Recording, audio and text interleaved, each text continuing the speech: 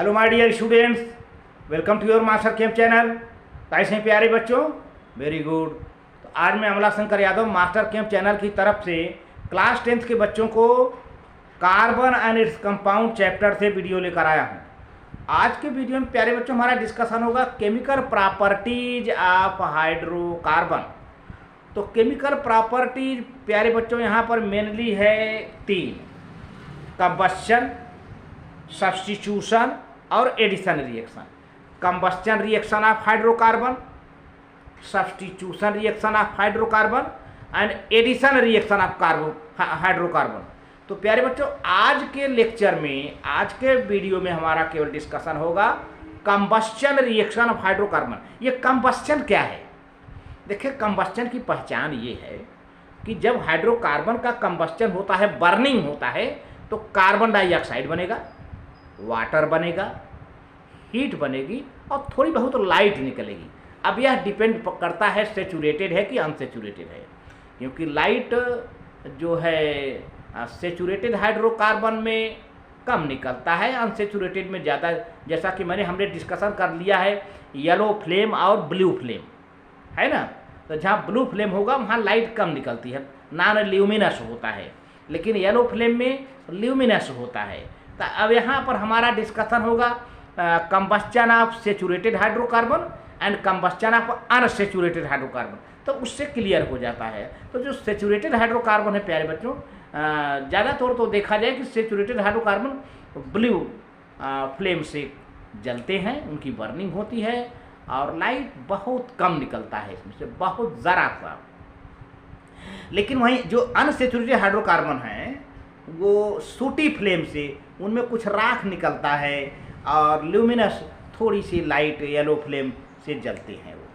तो और ढेर सारी जानकारियां हैं, कुछ एक्सेप्शनल केसेज भी हैं जिसका हम स्टडी कराएंगे आपसे। चलते हैं।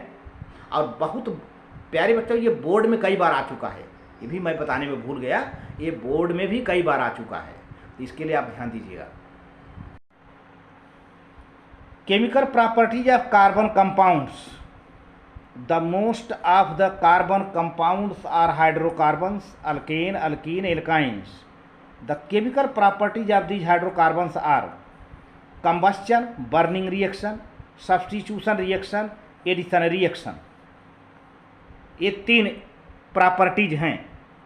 कंबस्शन या बर्निंग रिएक्शन, कंबस्शन या burning reaction, the process of burning of carbon compounds in air to give carbon dioxide, water, heat and light is known as combustion. It is also called burning.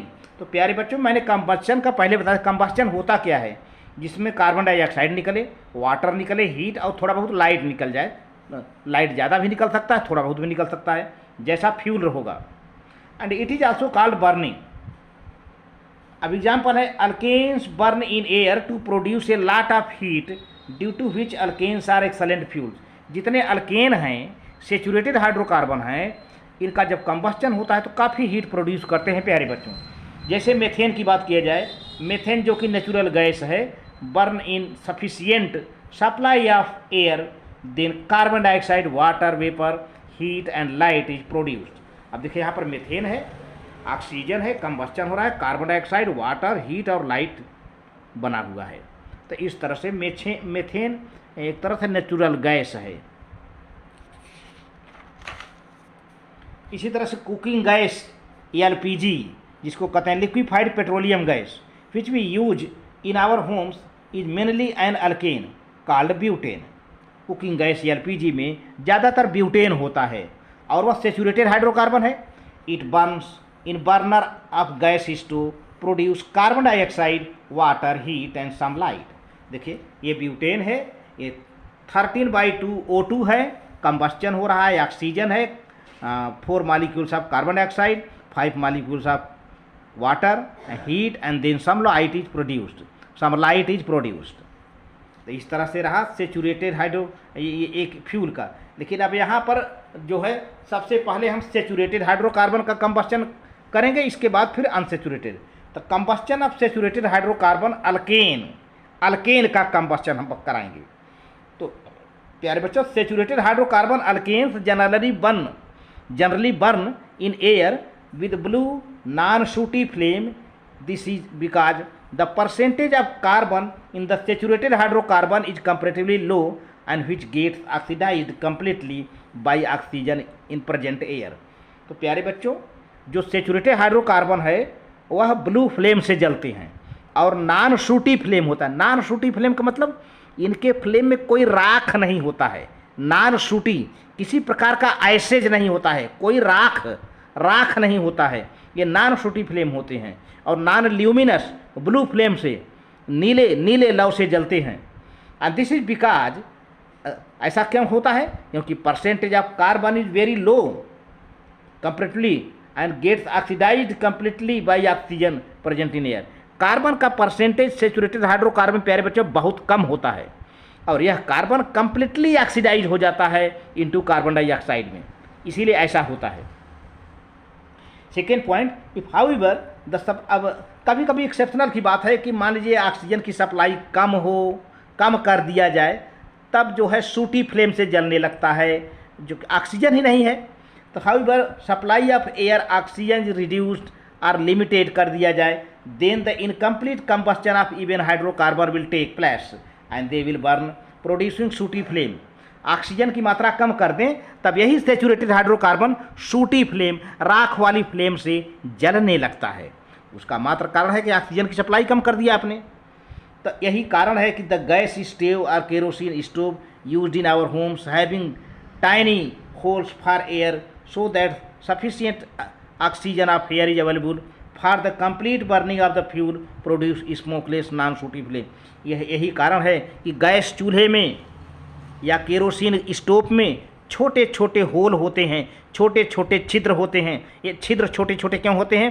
ताकि इनसे air जा सके, oxygen का supply हो सके और fuel जो है नॉन शूटी फ्लेम के साथ जल सके, ब्लू फ्लेम के साथ जल सके, इसीलिए बनाया जाता है। If the bottom of the cooking utensil, कभी कभी ऐसा होता है कि गैस में खराबी आ जाती है, गैस के जो छोटे छोटे छेद होते हैं वो बंद हो जाते हैं, ब्लॉक हो जाते हैं, तो गैस ठीक से जल नहीं पाता। तो हम कैसे पता कर पाते हैं कि नहीं जल पाता है? क्योंकि बर्तन के पेंदी में काले काले राख लग जाते हैं, तो हमें मालूम हो जाता है कि फ्यूल का कंबस्चन इनकम्प्लीट हो रहा है। उसी के बारे में पॉइंट है प्यारे बच्चों। If the bottom of the cooking utensil in our homes are getting black and it shows that the air holes of the gas stove or kerosene stove are getting blocked and fuel is not burning completely due to insufficient supply of oxygen। कभी कभी ये देखने में आता है कि खाना पकाने वाले बर्तन की पेंदी काली हो जाती है, उस पर राख जम जाता है। इससे मालूम होता है कि जो गैस स्टोव है या केरोसिन स्टोव है उसके छोटे छोटे छिद्र हैं वो ब्लॉक हो गए हैं। जो ब्लॉक हो गए हैं तो ऑक्सीजन का सप्लाई प्रॉपर हो नहीं पाती और जो है कंप्लीट कंबस्चन हो नहीं पाता और काले काले राख जम जाते हैं।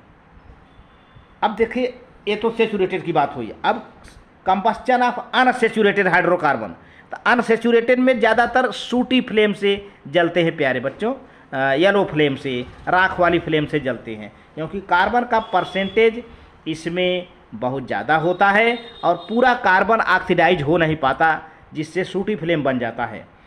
Unsaturated hydrocarbon alkenes and alkynes burn in air with a yellow sooty flame producing black smoke.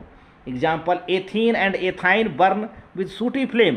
This is because the percentage of carbon in unsaturated hydrocarbon is higher than that of alkane which does not get oxidized completely in the oxygen of the air because air contains 21% oxygen only, तो which is insufficient for the complete combustion। कि air में 21% केवल oxygen होता है, 21 oxygen होता है, अब इतने बड़ी मात्रा में कार्बन को पूरी तरह से ऑक्सीडाइज नहीं कर पाता, तो जिसका रिजल्ट क्या होता है कि सूटी फ्लेम से जलने लगता है। कौन? Unsaturated hydrocarbon. If unsaturated hydrocarbons are burned in pure oxygen then they will burn completely producing a blue flame without smoke। लेकिन यही अनसेचुरेटेड हाइड्रोकार्बन प्यारे बच्चों अगर प्योर ऑक्सीजन के सफिशिएंट सप्लाई में जलाया जाए तो यह नॉन शूटी फ्लेम के साथ जलने लगता है और ब्लू फ्लेम के साथ। अब हम कैसे पता चलाएंगे कि कितना कार्बन है, कितना हाइड्रोजन है, कितना वाटर मालिक्यूल बनेगा, कितना कार्बन डाइऑक्साइड मालिक्यूल बनेगा? इसके लिए प्यारे बच्चों एक फार्मूला है, फार्मूला फॉर कंबस्चन, CnHm फिर N + m/4O2 = NCO2 m/2 H2O। इससे आप कैलकुलेट कर लोगे। N क्या है? नंबर ऑफ कार्बन, M क्या है? Number of hydrogen. तो आप जैसे कोई भी हाइड्रोकार्बन हो, चाहे सेचुरेटेड हो चाहे अनसेचुरेटेड हो, कार्बन हाइड्रोजन का पता मालूम हो जाएगा। तो कितना ऑक्सीजन लगना चाहिए? N + m/2 O2 हो जाएगा। कितना कार्बन डाइऑक्साइड बनेगा? NCO2। कितना वाटर बनेगा? m/2 H2O। ये क्लियर हो जाता है, कैलकुलेट करके बच्चे निकाल देते हैं। इस तरह से a mixture of acetylene, ethene, ethyne and air is not used for welding because acetylene in air produce सूटी flame which can not melt metal.